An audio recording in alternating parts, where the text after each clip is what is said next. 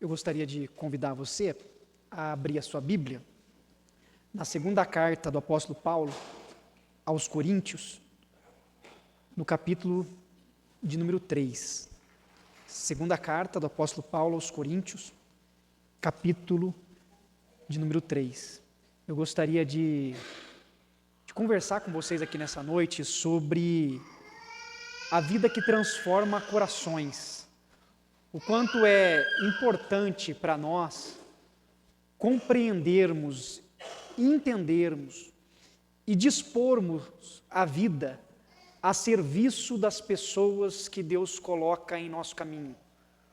O quanto é importante termos clareza em relação ao fato de que Deus, por meio de sua graça, usa vidas como as nossas para abençoar a vida de outras pessoas que partilham da vida também com a gente.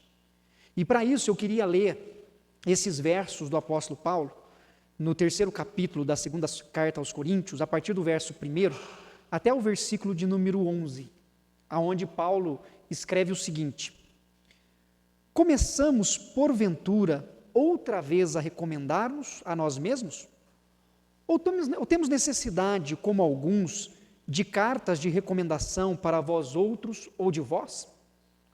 Vós sois a nossa carta, escrita em nosso coração, conhecida e lida por todos os homens, estando já manifestos como carta de Cristo, produzida pelo nosso ministério, escrita não com tinta, mas pelo Espírito do Deus vivente, não em tábuas de pedra, mas em tábuas de carne, isto é, nos corações. E é por intermédio de Cristo que temos tal confiança em Deus. Não que por nós mesmos sejamos capazes de pensar alguma coisa, como se partisse de nós. Pelo contrário, a nossa suficiência vem de Deus, o qual nos habilitou para sermos ministros de uma nova aliança, não da letra, mas do Espírito, porque a letra mata, mas o Espírito vivifica. E se o ministério da morte, gravado com letras em pedras, se revestiu de glória, a ponto de os filhos de Israel não poderem fitar a face de Moisés por causa da glória do seu rosto, ainda que desvanecente, como não será de maior glória o ministério do Espírito? Porque se o ministério da condenação foi glória, em muito maior proporção será glorioso o ministério da justiça. Porquanto, na verdade, o que outrora foi glorificado neste respeito já não resplandece diante da atual sobreexcelente glória. Porque se o que se desvanecia teve sua glória, muito mais glória tem o que é permanente. Amém até aí. O apóstolo Paulo, para nós aqui nessa noite, e de acordo com o texto lido, se torna um exemplo de um homem que tem consciência daquilo que a sua vida representa e do propósito para o qual ele vive.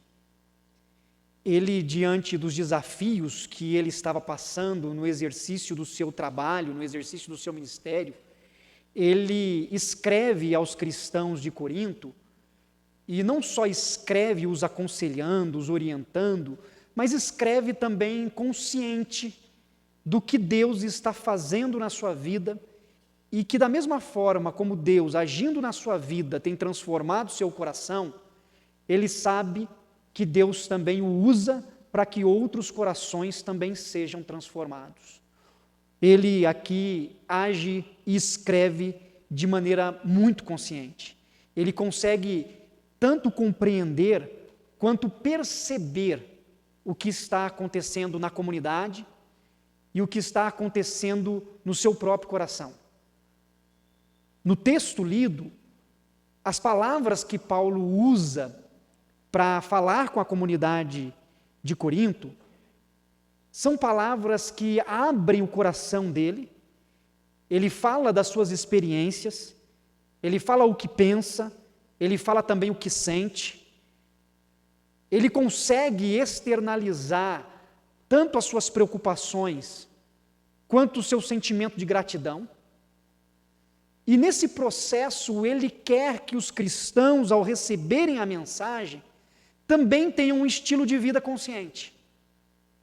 É preciso ter consciência em momentos em que somos muitas vezes bombardeados na tentativa de sermos manipulados e agirmos de acordo com aquilo que as pessoas esperam ou querem de nós.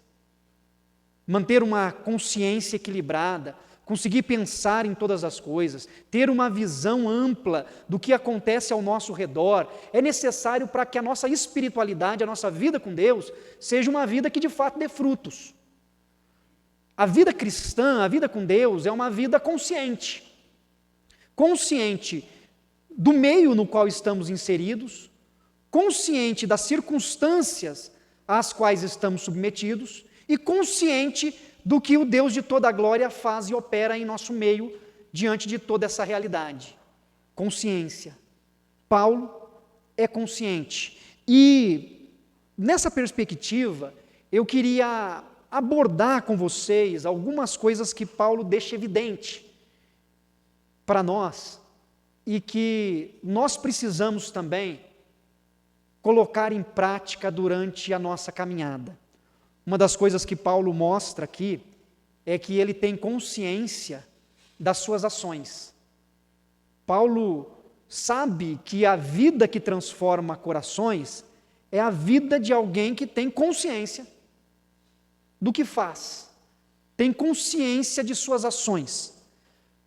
Nos primeiros versos, quando ele está escrevendo aqui o capítulo 3, ele diz assim, olha, será que vai ser preciso que eu volte a visitar a igreja aí na cidade de Corinto com uma carta de recomendação? Eu preciso que alguém empenhe o seu nome para dizer quem eu sou, para que eu tenha credibilidade para ir até Corinto visitá-los?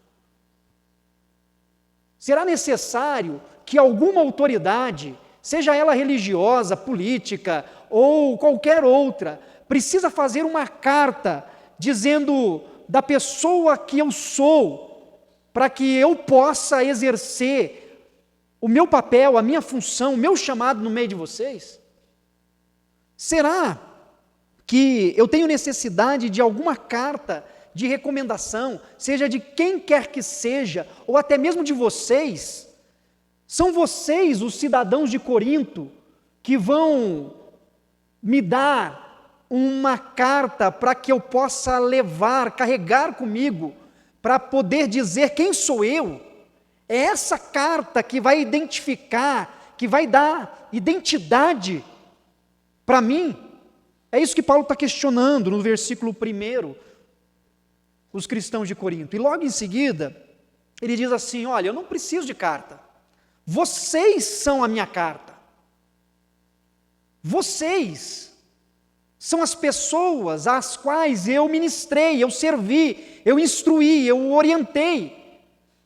E quando eu olho para vocês, e quando qualquer pessoa pode ver a mudança de vida de vocês, o meu ministério e quem eu sou e o que eu fiz, já está evidente através daquilo que Deus tem feito no meio de vocês. Paulo está dizendo, eu tenho consciência das minhas ações, eu tenho consciência de quem eu sou, eu tenho consciência do que eu fiz, eu tenho consciência de cada dia que eu dediquei da minha vida ao ministério, e a prova disso não é uma carta escrita por alguém que poderia me referendar, mas a minha carta é a própria vida de vocês.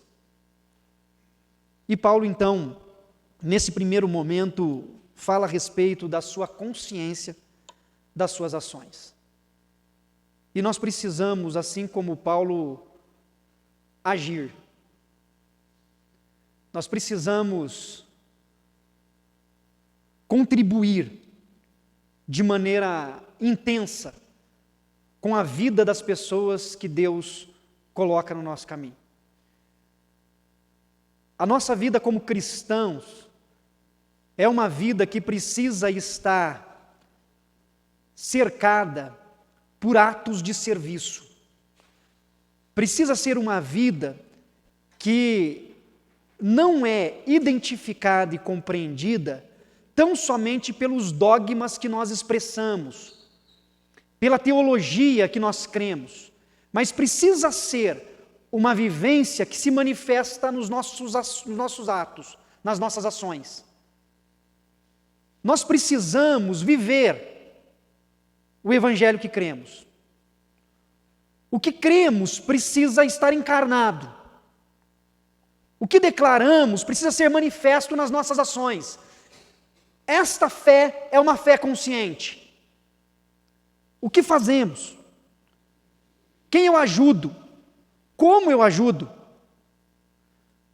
A comunidade cristã, ela é formada por nós, homens e mulheres, que dia após dia servem uns aos outros.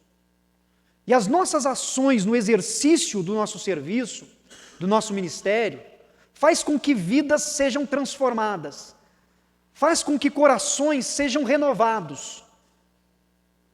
Toda transformação se dá pela ação do Espírito de Deus, mas Deus, no seu processo de transformação de vidas, usa homens e mulheres como você e eu, usa cada um de nós. Nós ouvimos os avisos, e um dos avisos que foi dado foi a respeito do departamento infantil. A necessidade, inclusive, de mais pessoas contribuindo com o ensino às crianças. Ensinar as crianças é uma ação de serviço. Quando você olha para a sua história e você consegue identificar que crianças foram abençoadas, ajudadas, cuidadas através do seu trabalho, através do seu serviço, esta é uma ação para a glória de Deus. Quando você consegue identificar na sua jornada que você aconselhou um adolescente, você conseguiu recebê-lo, acolhê-lo, e ele se sentiu acolhido nesse momento, se sentiu não só recebido, mas se sentiu como parte daquele grupo, daquela comunidade a qual ele está presente. E se ele assim o fez, e isso foi um ato seu, essa é uma ação. Quando nós aconselhamos um casal no momento de crise e ajudamos a resolver os seus dilemas, as suas dificuldades, é um ato de serviço, é uma ação. Quando capacitamos um membro da comunidade para que ele adquira habilidades, conhecimentos, são atos que se demonstram conscientes durante a nossa jornada, quando nós ensinamos o que aprendemos. Quando Paulo aqui diz, olha, vocês são a nossa carta, escrita com afeto no nosso coração, porque quando ele fala escrita em nosso coração, ele está mostrando esse carinho que ele tem para com a comunidade, ele está dizendo, olha, eu sei o que eu fiz, eu tenho claro diante de mim quais são as minhas ações, e nós precisamos ter essa consciência do que fazemos. O que fazemos? Mas não adianta só termos consciência do que fazemos, mas também precisamos ter consciência de fato também para quem fazemos. Nós fazemos, mas fazemos para quem? E fazemos também por quem? E fazemos na força de quem? E aqui, no texto, Paulo mostra que ele tem consciência da sua dependência em relação a Deus. Ele não só externaliza a consciência que ele tem das suas ações, mas ele também fala da consciência que ele tem da sua dependência total de Deus. Ele continua, quando ele diz a respeito do seu serviço, ele vai dizer assim, que os cristãos de Corinto, no versículo 3, já estão manifestos como carta de Cristo. Paulo, ele começa a dizer assim, olha, eu estou dizendo as ações que eu realizei, mas não porque eu mereço receber algum reconhecimento pela ação que eu faço, mas eu tenho a consciência de que eu fiz, e eu tenho a consciência também de que eu fiz e que o que vocês são pertence a Cristo. E tanto pertence a Cristo que o que está no coração de vocês não foi escrito com tinta, mas foi escrito pelo Espírito de Deus, pelo Espírito do Deus vivente. É Deus quem está fazendo da vida de vocês novas vidas. Deus está escrevendo, e não está escrevendo em tábuas de pedra, Ele está escrevendo em tábuas de carne, ou seja, no coração, no íntimo, no interior de vocês. Essa ação é de Deus, e é por intermédio de Cristo que temos tal confiança em Deus. Não que por nós mesmos sejamos capazes de pensar alguma coisa, como se o que pensamos e o que fazemos viesse partir de nós mesmos. Não, pelo contrário, eu tenho consciência de que a nossa suficiência está em Deus. Paulo está dizendo: eu faço o que faço, não porque posso, mas eu faço o que faço porque Deus me capacita. Eu não faço porque quero, eu faço porque Deus me desperta. Eu não faço porque tenho habilidades para fazê-lo, eu faço porque Deus, por meio de sua graça, me usa com esse propósito. A minha dependência é de Deus. Paulo está dizendo que todas as suas ações, o fato dele poder dizer que em Corinto os cristãos são cartas vivas que expressam a transformação que Deus faz, não é porque ele executou um bom trabalho de uma maneira perfeccionista, é porque Deus, em sua graça, usou um homem imperfeito. Ele está dizendo: não sou eu quem o fiz, foi Deus quem fez por meio de mim. Paulo reconhece que sem Deus ele não pode. Sem Deus somos insuficientes, incapazes, impotentes. Sem o Senhor, sem a sua graça, nós não conseguimos fazer absolutamente nada. E esta consciência está presente na vida do apóstolo Paulo. Ele consegue reconhecer que Deus é tudo para ele. E tudo que ele faz é motivado pelo próprio Senhor. E para nós é extremamente importante que tenhamos essa consciência. Porque se nós não tivermos essa consciência, nós faremos algumas coisas. E às vezes talvez faremos muitas coisas. Mas faremos tudo isto no piloto automático. Piloto automático é quando você faz algo, mas você faz sem o coração.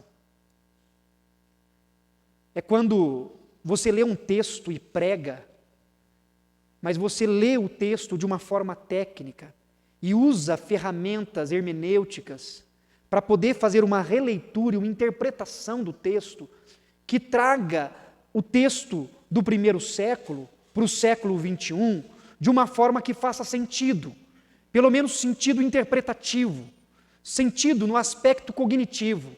Mas tudo isso não terá valor se não sair do fundo do coração e da plena consciência que é tão somente a graça de Deus que pode operar por meio da sua palavra que é anunciada e proclamada para transformar corações. Você pode ensinar uma criança, você pode usar ferramentas e estratégias pedagógicas, firmadas em teorias que foram elaboradas e ensinadas, sejam elas quais forem. Mas se você não tiver o seu coração em Cristo, a consciência de que você depende da suficiência de Deus para fazer a sua obra, você vai fazer no piloto automático. Você vai ensinar uma criança e quando você sair do ambiente em que você está, você se esquecerá porque não faz diferença. Você pode aconselhar um casal em crise, mas quando o casal sair da sua frente, você leva e toca a sua vida e se esquece, porque para você não faz diferença. Você está no piloto automático. Você pode vir no culto, tocar, cantar, abrir os seus lábios, cantar inclusive as músicas de maneira decorada, sem olhar para o data show. Só que isto pode ser algo que não está de fato moldando o seu coração, porque em alguns momentos nós nos sentimos tão capazes, achamos que temos tanta habilidade, que aquilo se tornou tão fácil para nós, porque estamos habituados a fazer a mesma ação todos os dias, semanalmente, que fazemos no piloto automático e nos esquecemos de conscientemente declarar que só fazemos o que fazemos porque a nossa suficiência vem de Deus. Perdemos a consciência. Perdemos a clareza de todas essas coisas. E Paulo vai dizer que tudo que ele fez, a iniciativa que tomou conta do seu coração, é porque ela veio de Deus. Foi Deus quem o despertou. E nesse propósito, com este propósito, ele vai inclusive dizer que a letra mata, mas o Espírito vivifica. A letra mata, o que Paulo quer dizer com essa expressão, é que na sua consciência, a lei, que é a letra, ele aqui está recordando e trazendo para o texto aquilo que Deus entregou a Moisés nas tábuas da lei. Ele está dizendo que a consciência que você tem da lei, ela não tem o poder de gerar vida. Você se conscientiza do que é errado, mas se conscientizar do que é errado não é suficiente para mudar e transformar o coração. E na tentativa de fazer aquilo que a lei determina, você se desgasta, você se esforça, você usa todas as suas forças, procura fazer tudo de uma forma justa, com uma justiça própria, mas mesmo assim você se dá conta de que não consegue, e isso gera morte. Quando Paulo diz que a letra mata, o que ele quer dizer com isso não é que a lei não tem valor, que a lei não tem importância, que a lei não é necessária. O que ele está dizendo é que a lei não é suficiente, é que o seu esforço não é suficiente. A sua dedicação, mesmo que seja total, não é suficiente. Você precisa de um mover do Espírito, que traz vida, que traz uma nova direção. Então, quando ele fala, a letra mata, mas o Espírito vivifica, ele está dizendo para nós que tudo que fazemos da nossa própria força não produz vida. Mas tudo que Deus opera por meio de nós, vivifica. Por isso que crianças que são ensinadas no caminho do Senhor, aprendem a palavra e o temor a Deus e têm suas vidas renovadas. Por isso que casais, em meio às suas lutas e crises, podem ter seu casamento restaurado. Por isso que às vezes adolescentes, jovens e até mesmo adultos, vivendo momentos de crises, vivendo momentos de angústias, de ansiedade, pode ter seu coração restaurado, renovado. Uma pessoa que está em desespero pode ter o seu coração reacendido pela esperança, mas não por causa da letra, mas por causa do Espírito, porque o Espírito vivifica. Pessoas que estão sem expectativa e perspectiva de vida podem reencontrar o sentido da vida, não por causa da letra, porque a letra mata, mas o Espírito vivifica. Tudo que nós tentamos fazer na nossa própria força, segundo a nossa própria capacidade, agindo de acordo tão somente com os nossos conhecimentos, não é suficiente. É isso que Paulo conscientemente nos mostra. Ele diz: a letra mata, mas o Espírito vivifica. O Espírito, ele age de maneira diferente no nosso coração e nos conduz. Consciência da necessidade que temos de declarar que somos dependentes de Deus, que a nossa suficiência vem dEle. Por isso, sirva as pessoas que estão próximas de você, sirva aqueles que Deus colocar no seu caminho, não só dentro da comunidade, mas fora dela, e saiba que Deus é quem lhe dará tudo quanto é necessário para cumprir a vontade dEle, não é pelo seu esforço próprio, é pelo mover do Espírito de Deus em nós. Por isso a comunidade precisa dessa consciência, para que possamos servir no ministério de louvor, para que possamos servir na diaconia, para que possamos servir no presbiterato, para que possamos servir no departamento infantil, de jovens, adolescentes, para que possamos socorrer as pessoas que estão em necessidades, para que possamos ter uma ação solidária na comunidade na qual estamos inseridos, para que nós possamos fazer qualquer ação. Nós precisamos ter a consciência de que somos dependentes de Deus e de que fazemos exclusivamente porque a graça dele opera em nós. Terceiro e último, o que nós vemos é que Paulo tem consciência do seu ministério. ele tem consciência das ações que ele realizou, ele tem consciência da sua dependência, mas também ele torna claro que ele tem consciência do seu ministério. É claro para o apóstolo Paulo o que ele precisa fazer, o anúncio que ele proclama. Do versículo 7 em diante, a palavra ministério vai aparecer 4 vezes. Ele vai falar que houve o ministério da morte. Em relação ao ministério da morte, ele retoma as leis que foram dadas para Moisés. Ele volta novamente a esta concepção de que tão somente conhecer a lei não gera vida, não gera mudanças. Você saber o que não pode fazer e o que deve ser feito, não necessariamente faz com que você deixe de fazer o que é proibido e passe a realizar o que é incentivado. O coração do homem, do ser humano, é enganoso e ele sempre procura se satisfazer. O que Paulo vai dizer é que o ministério da morte, gravado com letras em pedras, então olha como ele volta para o Êxodo, se revestiu de glória. Ele não diminui, ele não menospreza a lei. Ele diz que ela teve o seu papel, se revestiu de glória, a ponto de os filhos de Israel não poderem nem olhar para o rosto de Moisés, de tanto que o seu rosto brilhava, por causa da glória que se manifestou. Mas essa glória da lei, ela é desvanecente, ou seja, ela vai se apagando, o brilho vai sumindo de pouco em pouco, até que chegou um momento que o rosto de Moisés já não estava mais brilhante, foi desvanecendo. Ele mostra isso dizendo assim: olha, a lei teve o seu papel, mas ela gerou só o conhecimento. Agora, o ministério que me foi confiado, que é o ministério do Espírito, esse é um ministério em que a glória é muito maior, em maior proporção, porque é uma glória que se manifesta e não se desvanece. Esta é uma glória que é permanente, não tem fim, é infindável. Porque o que Deus fez enviando o seu Filho para morrer na cruz e o envio do Espírito Santo para estar conosco é a manifestação do ministério do Espírito que não tem fim, que continua e continuará sempre, transformando vidas.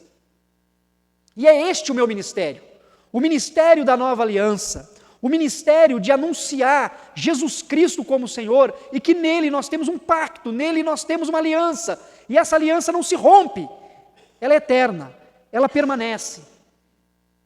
Paulo mostra que é consciente da sua vocação, que ele tem consciência do que Cristo representou, do que Cristo manifestou. Ele mostra aos seus leitores de que o ministério que ele realizou em Corinto desde o começo é um ministério que leva as pessoas a Cristo e que em Cristo há restauração de vidas e transformações. E este é o ministério que foi confiado a nós. Além de estarmos conscientes das nossas ações e da nossa dependência, nós precisamos estar conscientes também do propósito para o qual nós fomos resgatados. Nós fomos resgatados do império das trevas para podermos ser porta-vozes do Evangelho de Jesus Cristo, aonde quer que estejamos. O nosso ministério não é o ministério da morte, é o ministério do Espírito. O nosso ministério é o ministério da justiça que revela a justificação do ser humano em Cristo Jesus. O nosso ministério, que é o ministério do Espírito, o ministério da justiça, e é interessante que o apóstolo Paulo ele não fala que é o ministério da vida, ele não usa a expressão da vida, porque ele poderia usar ministério da vida em contraposição ao ministério da morte. O oposto da morte é vida. Mas Paulo não usa. Ele não usa de maneira proposital, porque o que ele quer dizer é que há vida aonde o Espírito de Deus se manifesta. A vida. As coisas florescem aonde o Espírito de Deus se manifesta. Corações são transformados aonde o Espírito de Deus se faz presente. Vidas são resgatadas aonde o Espírito de Deus se faz presente. Expectativas são transformadas aonde o Espírito de Deus se faz presente. Por isso, o nosso ministério é o ministério da reconciliação. E nós, assim como Paulo, precisamos ter consciência disto.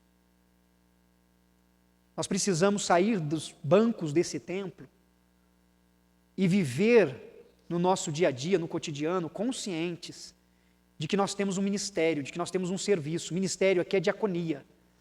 Diaconia, não no sentido diaconal, que nós estamos habituados no sistema presbiteriano de governo, como um ofício de um ministério específico, mas diaconal é a postura cristã que todos nós temos que ter de servir, de abençoar, de ajudar, de cuidar, de restaurar, de levar esperança, de dar palavras de ânimo, de ofertar a nossa vida como sacrifício vivo, santo e agradável a Deus, para que possamos abençoar a vida daqueles que estão ao nosso redor. Encerro a minha reflexão com vocês aqui hoje, dizendo que a vida que transforma corações é uma vida consciente. É uma vida que não se deixa levar pela manipulação.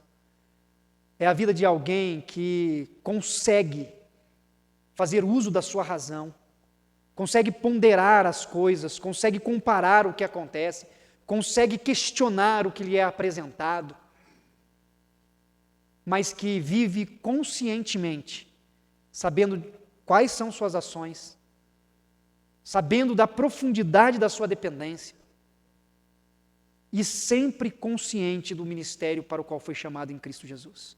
E que Deus possa, assim, por meio de sua graça, usar a sua vida para abençoar essa comunidade, para abençoar esta cidade e para abençoar todos aqueles a quem Deus colocar ao seu redor. Que Deus nos abençoe e que possamos viver conscientemente para a glória dEle. Amém? Vamos orar. Eu vou convidar o Ministério de Louvor que vem à frente. Eu quero fazer uma oração com vocês e logo em seguida estaremos entoando esse último cântico juntos. Eu queria que você, nesse instante, pedisse para que o Espírito de Deus que sonda o seu coração lhe mostre tudo quanto você tem feito, como tem feito, para quem tem feito. Que você possa sair do piloto automático, se você tem feito as coisas sem o coração, se você tem feito as coisas de forma mecânica, que o Espírito de Deus sensibilize você e que você possa fazer tudo para a glória dEle, dizendo assim: olha, eu fiz, mas eu fiz na força que Deus me deu, eu fiz porque o Senhor me supriu, porque o Senhor me sustentou, porque o Senhor me deu força, me deu ânimo, senão não teria feito, não conseguiria. E que você possa resgatar na sua memória o propósito para o qual Deus lhe chamou.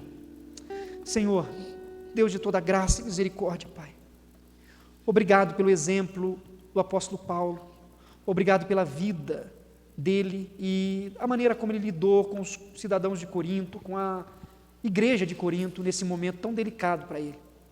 Sabemos da história e nesse momento o apóstolo Paulo estava sofrendo perseguições de grupos que queriam difamá-lo, diminuí-lo, mas ele olha para a sua história de vida e diz: eu não preciso de carta de recomendação de ninguém, porque foi o Senhor quem me chamou e as minhas ações revelam que Deus tem sido meu Senhor em todo o tempo. E que nós possamos também olhar para a nossa história e que possamos ver que, apesar das nossas limitações e falhas, o Senhor é quem tem nos capacitado e nos instrumentalizado a seu serviço, Pai. Senhor eterno, eu clamo que o Senhor levante no meio dessa comunidade homens e mulheres que servem, que são conscientes, que possam, ó Pai amado, colocar-se à disposição do Teu reino, para servir aqui nesta comunidade e para servir em qualquer lugar aonde o Senhor os coloque. Pai eterno, que tudo o que fizermos e tudo o que pensarmos seja para a glória do Teu nome, Pai. Em nome de Cristo Jesus, nosso Senhor amado, nós oramos. Amém.